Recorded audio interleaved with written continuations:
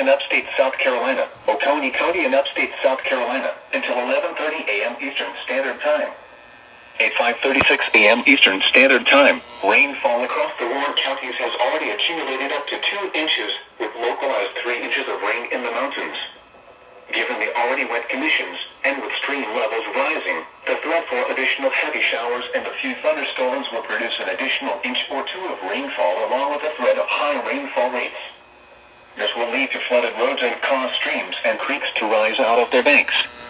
Hazard: flash flooding caused by thunderstorms.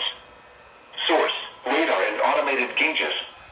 Impact: flooding of small creeks and streams, urban areas, highways, streets and underpasses, as well as other drainage and low-lying areas.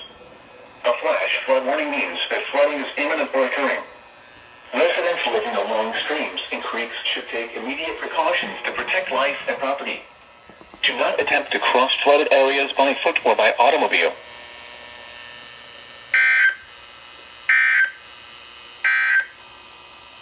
These are the 5 a.m. Eastern